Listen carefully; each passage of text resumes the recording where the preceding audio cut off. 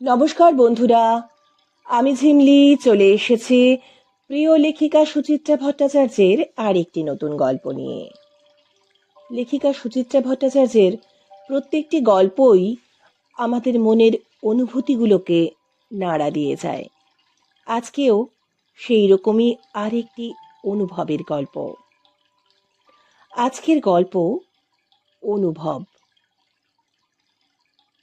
আমাদের জীবনের বিশেষ বিশেষ কিছু মুহূর্ত আমাদের জীবনের কিছু অনুভূতিকে বুঝিয়ে তুলতে সাহায্য করে। সেই বিষয়কেই কেন্দ্র করে ঘুরছে আজকের গল্প অনুভব। ডালের হাতা বাড়াতে গিয়ে থমকে গেলেন প্রতিমা। এখনো নির্মাল্যর সুক্ত পর্ব চলছে। পাতে লেগে থাকা ঝোলটুকু কাঁচিয়ে নিচ্ছেন নির্মাল্য। এক মনে আঙুল চাটছেন। এক মনে না আনমনে। এইবার বেআই মশাইয়ের ধরন ধারণ অন্যরকম লক্ষ্য করছেন প্রতিমা। বড় শান্ত চুপচাপ ধরনের হয়ে গেছেন নির্মাল্য। দুর্গাপুর ইস্পাত কারখানার প্রাক্তন ডেপুটি চিফ ইঞ্জিনিয়ার যেন এখন অতীতের মলিন ছায়া। আগের মতো গম গম হাসি নেই, হঠাৎ হঠাৎ রসিকতা নেই। 3 বার ডাকলে একবার সাড়া পাওয়া যায়। 5-10 মিনিট আগের কথা বেমালুম ভুলে যান। সাধারণ প্রশ্ন করলে ফ্যাল ফ্যাল তাকিয়ে থাকেন। বুড়ো বয়সে বউ মরে গেলে পুরুষ মানুষের কি এই দশাই হয়? প্রতিমা গলা খাঁকারি দিয়ে প্রশ্ন করলেন, শুক্তটা ভালো হয়েছে বেআই মশাই? নির্মাল্য নড়ে চড়ে উঠলেন। অতি উত্তম। আহা, যেন অমৃত। দেব আরেকটু? না, থাক। ভালো জিনিস অল্পই ভালো, বেশি খেলে ভালোর স্বাদ মরে যায়। উল্টো দিকে চেয়ারে শীতাংশু ডালের প্রতীক্ষায় ভাত ভেঙে বসে ট্যারচা চোখে বেআইকে দেখতে দেখতে তিনি বলে উঠলেন, এত ভালো লাগলো, আমার তো মনে হলো তেতো একটু বেশি হয়ে গেছে। তাই কি? না না, একেবারে মাপা তেতো, মাপা নুন, মাপা মিষ্টি, সবই মাপা। শীতাংশু বাঁকা হাসলেন। তাহলে বোধহয় আমারই জিভের দোষ। বটেই তো, বটেই তো। সারাটা জীবন যে লোক বউয়ের ত্রুটি খুঁজে বেড়ান, তার আর এছাড়া কি বা মনে হবে? সাধে কি প্রতিমা রান্নাঘরে যাওয়া ছেড়েছেন? পোস্ত একেবারে আলুনি করে ফেলেছ। বাঁধাকপিতে মন খানেক চিনি ঢালার কি দরকার ছিল? নাদা নাদা আলু দিলেই কি তরকারি ভালো হয়? এই তো সব মন্তব্যের ছিরি। গতকাল পর মাত্র কটা দিনের জন্য ছেলের শ্বশুর এসেছেন বাড়িতে। পোলাও, মাংস, কালিয়া কাবাব নয়, রোজ একটাকে দুটো নিরামিষ পদ স্বহস্তে রেঁধে খাওয়াচ্ছেন প্রতিমা। সামান্য নারকেল কুমড়ি কি মোচার ঘন্ট কি শুক্তুনি, তাই সোনামুখ করে খেয়ে শ্রীহারা মানুষটা একাত্রা প্রশংসা বাক্য উচ্চারণ করছেন। অমনি টিপ্পনি শুরু হয়ে গেল। প্রতিমা হরাস করে স্বামীর পাতে ডাল ঢেলে দিলেন। গোমরা মুখে বললেন, বেগুন ভাজা দেব? প্রাণ চাইলে দেবে। তোমার তো আবার শতেক প্যাক না, লম্বা ফালি চলবে না, কালো হয়ে গেলে মুখ ভ্যাটকাবে। শীতাংশুর থালায় অবহেলা ভরে ভাজা বেগুন ফেলে আবার নির্মাল্যর প্রতি মনোযোগী হলেন প্রতিমা। কানে লেগে থাকা ক্ষণপূর্বের স্তুতির রেশটুকু ফেরাতে চাইছেন। মুখ হাসি হাসি করে বললেন, হ্যাঁ, আপনার আবার বেশি বেশি। ওই কচু ঘেঁচু শুক্তোকে কেউ অমৃত বলে না।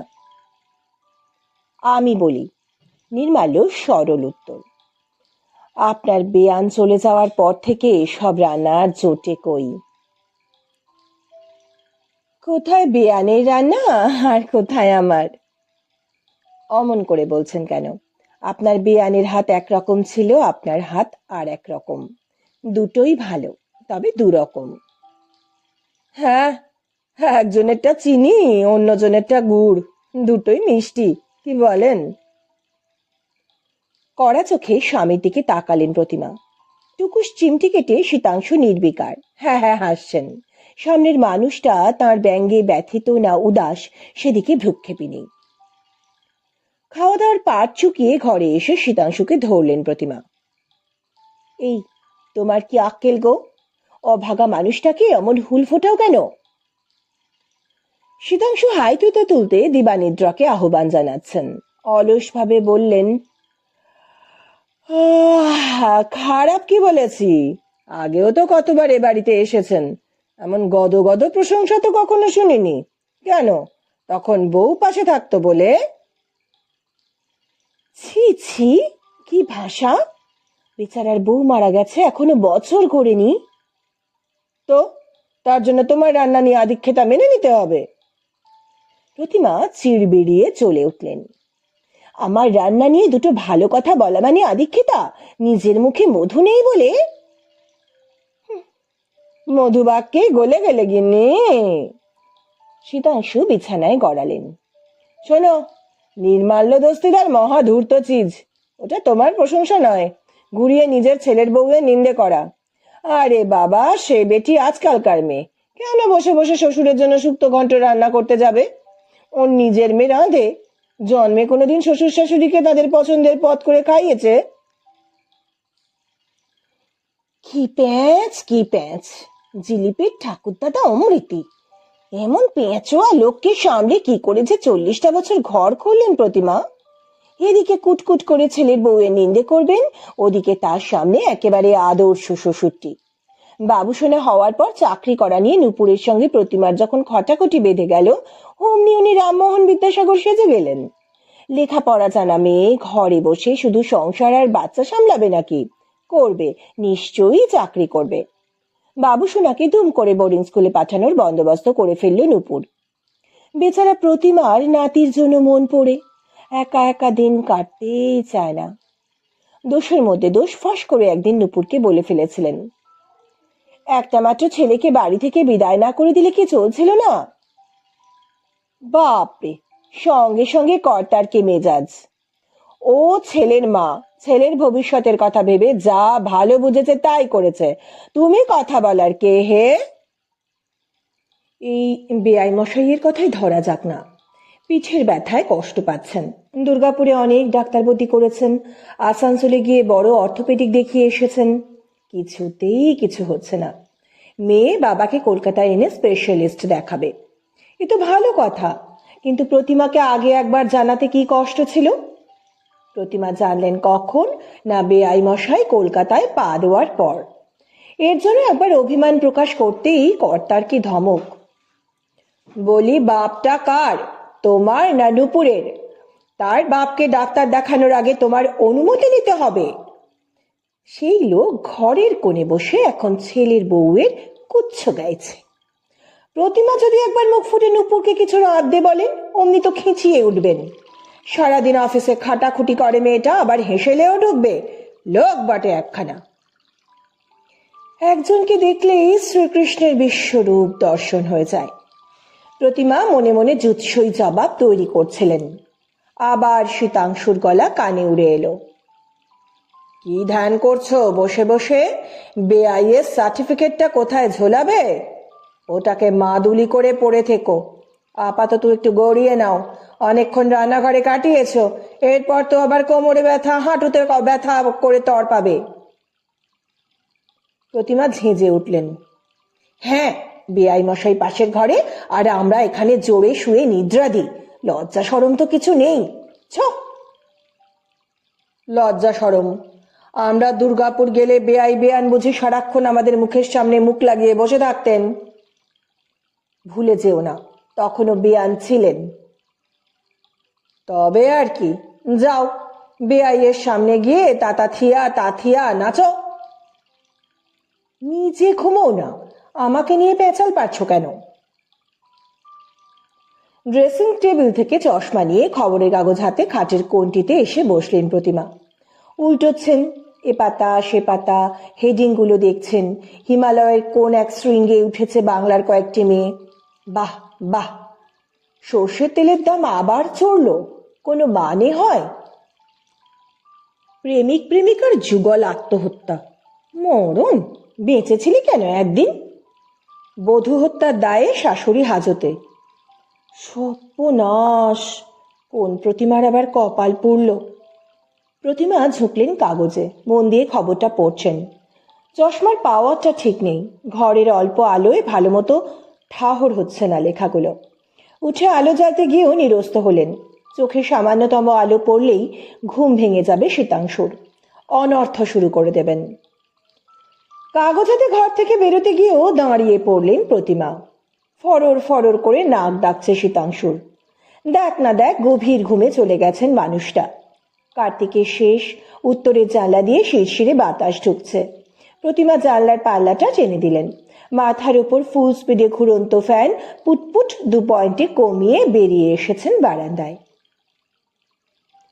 পূবমুখ বারান্দায় খান দুয়েক বেতের চেয়ার, ছোট একটা টেবিল। অতনু আর নুপুর শৌখিন বসার আয়োজন করেছে। একধারে শীতাংশুর ইজি চেয়ারও আছে। হেমন্তের দুপুরে এই বারান্দা ভারী আরামের। একটা চেয়ার টেনে বসতে গিয়ে হঠাৎই নিচের কাঁচা উঠোন মতো জায়গাটায় প্রতিমার দৃষ্টি আটকে গেল। নির্মাল্য উবু হয়ে বসে নিরীক্ষণ করছেন কি যেন। কখন নেমে গেলেন দোতলা থেকে? প্রতিমা গলা উঠালেন। ওখানে কি করছেন বেয়াই মশাই? নির্মাল্য ঘাট তুললেন। আপনার বাগান দেখছি। কোথায় বাগান, সবই তো আগাছা। কেন, কটা ফুলের চারাও তো বেরিয়েছে। তাই বুঝি? প্রতিমার মন প্রসন্ন হয়ে গেল। এ বাড়ির কেউই তেমন গাছন্ত প্রাণ নয়, একমাত্র তাঁরই যা এক সময় অল্প স্বল্প উৎসাহ ছিল। টগর, শিউলি, গন্ধরাজের চারা লাগিয়েছিলেন কয়েকটা। গাছগুলো এখনো ফুল ফোটে, তবে আর তেমন যত্ন আত্তি করা হয় না। সে শক্তিও নেই, সে উদ্যমও নেই।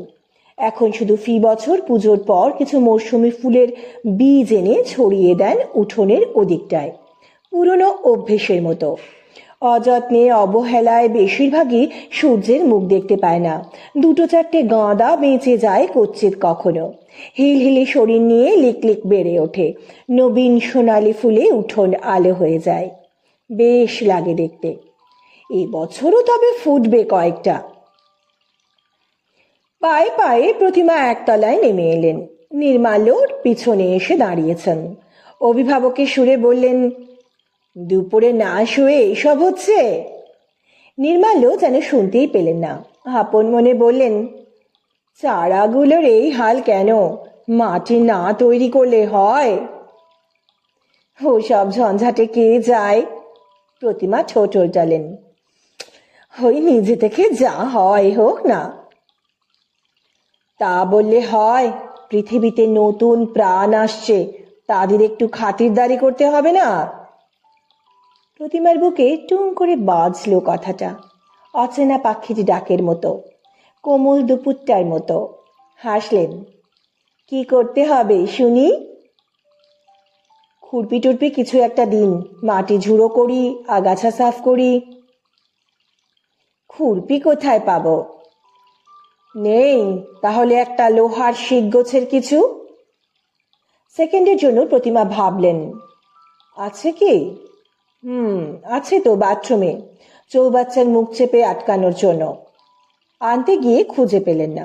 বাসন্তের মা কোথায় যে রেখেছে। রান্নাঘর হাতড়ে শেষে স্টিলের খুন্তিটা নিয়ে এলেন প্রতিমা, সঙ্গে একখানা কাটারিও। গভীর মনোযোগে মাটি খোঁড়ায় নেমে পড়েছেন নির্মাল্য। দেখতে দেখতে বেশ খানিকটা মাটি গুঁড়ো হয়ে গেল। প্রতিমাও কোমর বেঁধে নেমে পড়লেন, হাত ঘষে ঘষে ঝুড়ো করছেন মাটি।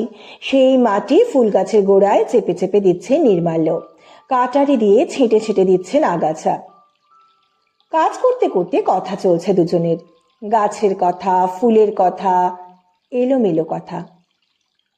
নির্মাল্য বললেন, এ তো বেশ ভালো জাতের গাঁদা, ফুল প্রায় টেনিস বলের সাইজে হবে। প্রতিমা, কই হয়, আমি তো এইটুকুই দেখি। নির্মাল্য বললেন, ফুলের জন্য খাটতে হবে, সার দিতে হবে, জল দিতে হবে। জানেন তো, গাছ কখনো বিট্রে করে না। আপনি গাছের কথা ভাবুন, গাছও আপনার কথা ভাববে। প্রতিমা বললেন, ছিলেন তো ইঞ্জিনিয়ার, গাছগাছালির খবর এত জানলেন কি করে? নেশাটা কি নতুন?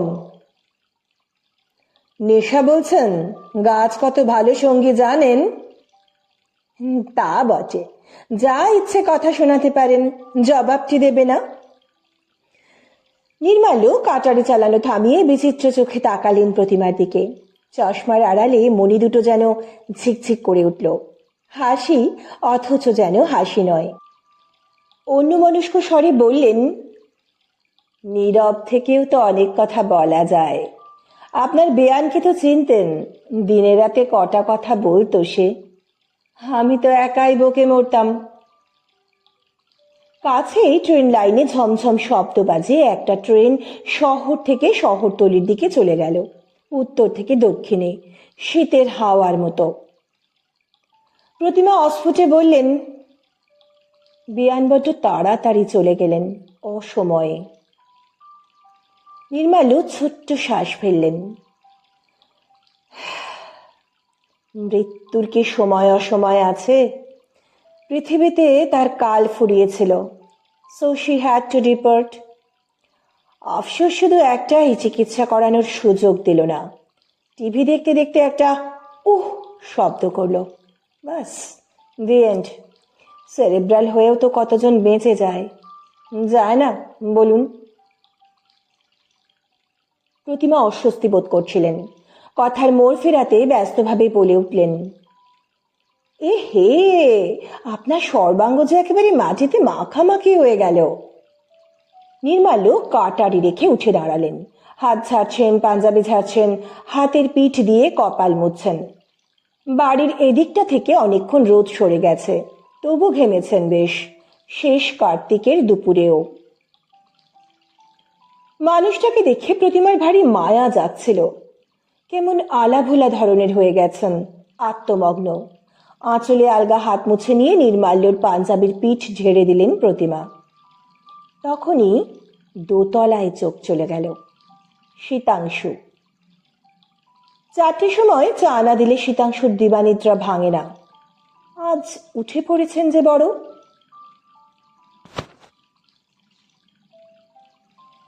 সন্ধে নামার মুখে মুখে ফিটফাট বাবুটি সেজে শীতাংশু তৈরি। ঘর থেকেই হাঁক দিলেন, বেআই মশাই রেডি তো?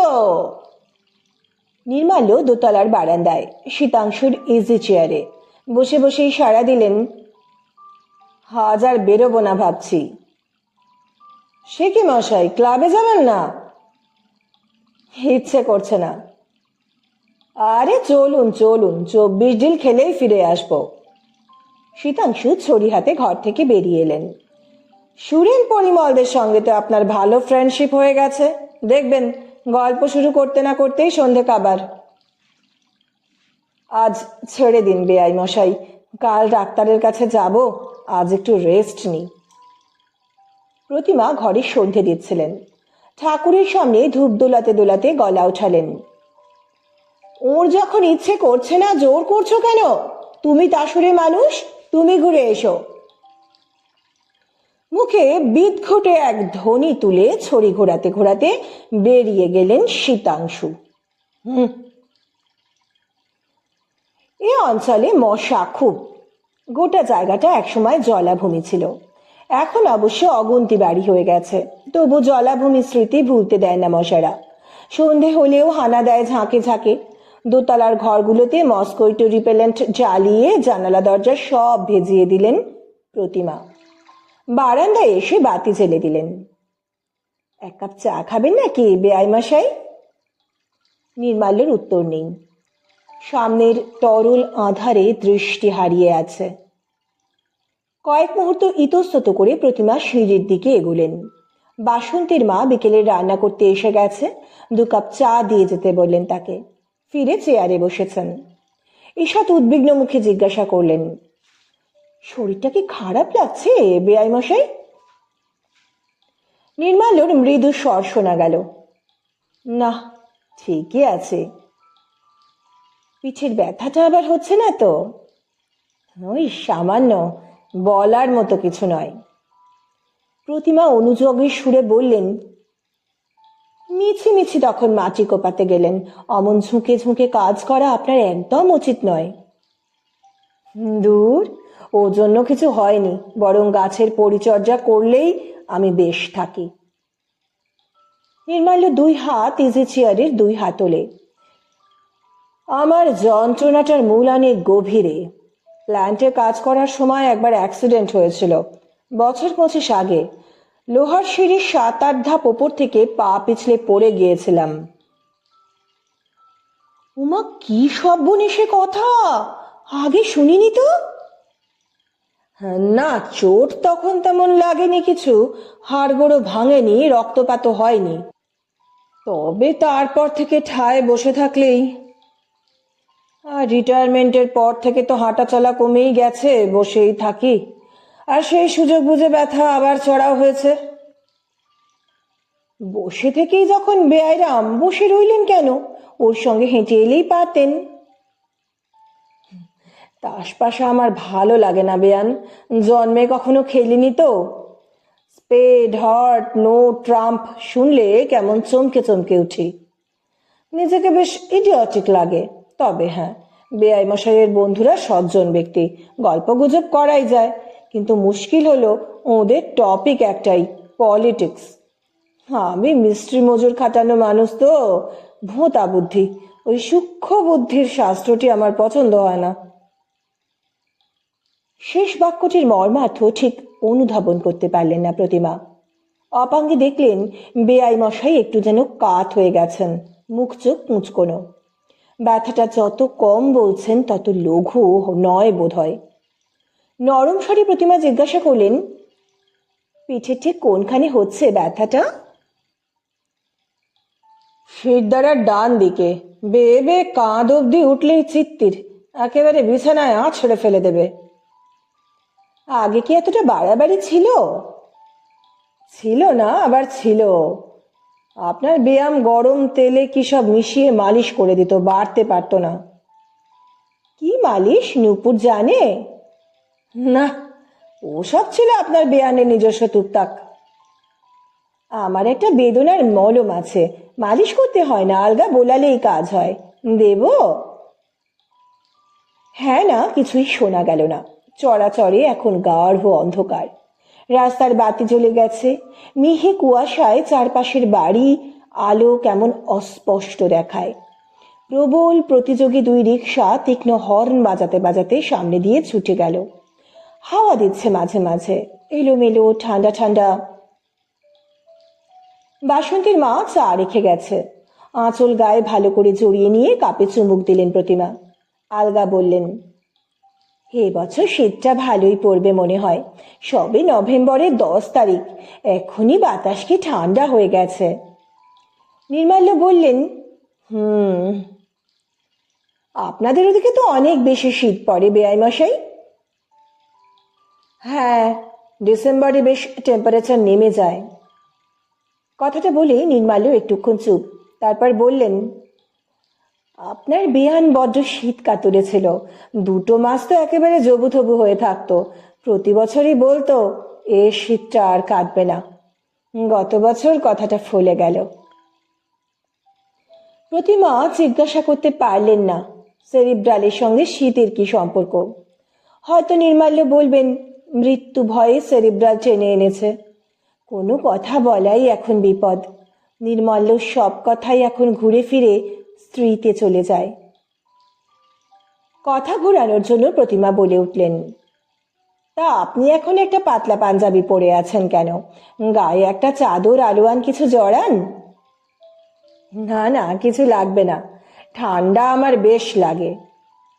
লাগুক, তবু একটা কিছু গায়ে দিন, হিম পড়ছে। এই সময়টাই অসুখ বসুখ হয় বেশি। ইজি চেয়ার আবার নীরব।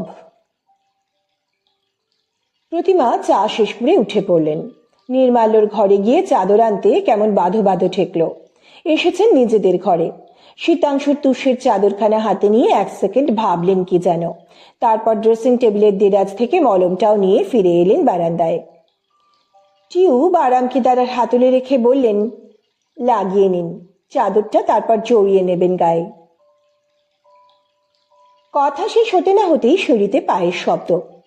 ছড়ি হাতে আবির্ভূত হলেন শীতাংশু। প্রতিমা অবাক হয়ে বললেন, উমা, এর মধ্যে তোমার 24 ডিল হয়ে গেল? ধুস, কেউ আসেনি। ছড়ি টেবিলে শুয়ে চেয়ারে বসলেন শীতাংশু। একা একা কতক্ষণ মাছি মারবো? আশ্চর্য, তোমার তাস বন্ধুরা ডুব মেরেছে। সূর্য আজ কোন দিকে উঠেছিল গো? শীতাংশু দুম করে চটে গেলেন। কেন, তারা কি একদিন বাড়িতে রেস্ট নিতে পারে না? তুমি না বলো তাস খেলায় তোমাদের বিশ্রাম। প্রতিমা খোঁচালেন। শীতাংশু গুম হয়ে গেলেন। মুখ খুললেন সেই রাতে শোয়ার সময়, মশারি গুঁজতে গুঁজতে। ঘর ঘরে গলায় বলে উঠলেন, টিউব শেষ। প্রতিমা গ্লাস উঁচু করে জল খাচ্ছিলেন, হালকা বিষম খেলেন। কিসের টিউব? ন্যাকা সেজো না, আমার কি চোখ নেই? গোটা মলমটাই কি বেআইয়ের পিঠে ঘষা হয়ে গেল? গোটা মলম কোথায়? একটুখানি তো পড়েছিল। বললেই হলো, পুজোর পর ওটা কেনা হয়েছে, পাক্কা 2 মাস চলে, আমার হিসেব আছে। কি ছোট মন গো তোমার। হ্যাঁ, আমারই তো ছোট মন। ন্যাজাল ড্রপের শিশি খুলে নাসিকা গহ্বরে ফোঁটা ফোঁটা তরল ঢালছেন শীতাংশু। জোরে নাক টানলেন কয়েকবার, সঙ্গে সঙ্গে মুখটাও বিকৃত হয়ে গেল। নিজের মন তো খুব বড়। আমি মানুষটা ঠান্ডায় হিহি করে কাঁপতে কাঁপতে বেরিয়ে গেলাম, তাকে একটা শাল কমফোর্টার দেওয়ার কথা মনে পড়ল না, আর তিনি আমারই ইজি চেয়ারে শুয়ে আমার চাদরে ওম নিচ্ছেন। দুর্ভাগা অভাগা হয় ভারী মজা। হ্যাঁ, রাগে ঘেন্নায় প্রতিমার সর্বাঙ্গ রিড়ি করে উঠল। এক পা ঘাটে বাড়িয়ে বসে আছেন, এখনো কুচুটেপনা হিংসুটেপনা গেল না। 62 বছর বয়স হয়ে গেল প্রতিমার, এখনো তাকে সন্দেহ করা। ছি ছি ছি ছি। বিছানায় এসে বেড সুইচ নিভিয়ে শুয়ে পড়লেন প্রতিমা। অন্ধকারে দাঁতে দাঁত ঘষছেন। এই জন্যই দুপুরে বারান্দা থেকে উঁকি মারছিল, তাসের আসর থেকে ফিরে এসেছেন। টিকটিকিপনা। প্রাণ থাকতে এই মানুষটার সঙ্গে আর কথা বলবেন না প্রতিমা। পরদিন রাত 8টা নাগাদ ডাক্তার দেখিয়ে ফিরলেন নির্মাল্য, মেয়ে জামাইয়ের সঙ্গে। মেয়ের ডাক্তারও তেমন কিছু আসার কথা শোনায়নি। কটা ব্যথার ওষুধ লিখে দিয়েছে, সঙ্গে ফিজিওথেরাপির নির্দেশ, আর টেস্ট দিয়েছে এক কাঁড়ি। মাথার চুল থেকে পায়ের নখ সবেরই একবার পরীক্ষা চায় ডাক্তার। সমস্ত করে টোরে আবার মাস খানেক পর হাজির হতে হবে তাঁর চেম্বারে, তখন তিনি উপযুক্ত বিধান দেবেন। বাড়ি এসে নির্মাল্য খানিকক্ষণ মন মরা হয়ে বসে রইলেন। নূপুর অতনু নানা রঙ্গরসিকতা জুড়ে তাকে প্রফুল্ল করার চেষ্টা করছে, তাও তাঁর মুখে হাসি নেই। অবশেষে ম্লান মুখে ঘোষণা করলেন, কালই ভোরে তিনি দুর্গাপুর ফিরতে চান। বাড়ির জন্য তাঁর মন কেমন করছে। প্রতিমা ভেতর থেকে শুটিয়ে গেলেন। মনের মধ্যে একটা ক্ষীণ সংশয় উঁকি ঝুঁকি দিতে লাগলো।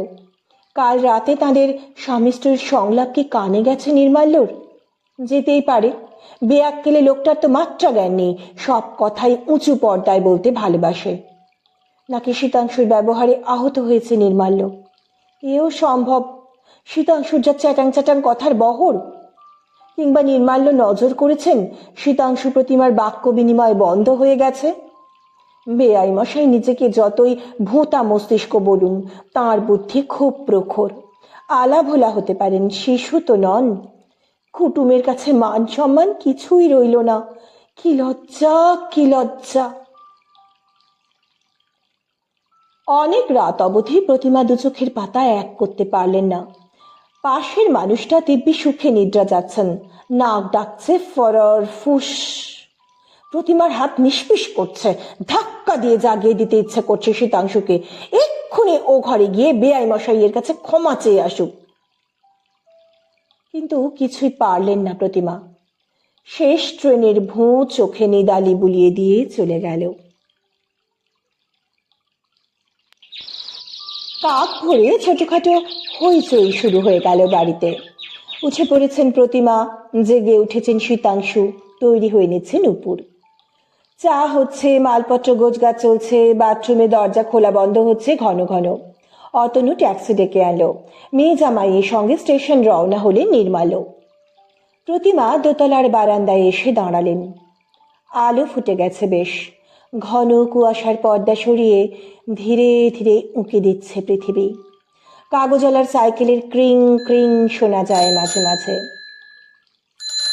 বিকট শব্দ করে মোড়ের বুথে দুধের গাড়ি এসে দাঁড়ালো। সহসা ভীষণ জোরে নাড়া খেয়ে গেলেন প্রতিমা। নিচের উঠোনে শীতাংশু মগে করে জল দিচ্ছেন ফুল গাছের চারায়। গাছের গোড়াগুলো খোঁচাচ্ছেন কাঠি দিয়ে, আবার চেপে চেপে দিচ্ছেন মাটি। প্রতিমা ফিক করে হেসে ফেললেন। ঈর্ষার উত্তাপই বুঝি বেঁচে থাকাটা আজও রঙিন করে দেয়। পাগল লোকটা, একেবারে পাগল।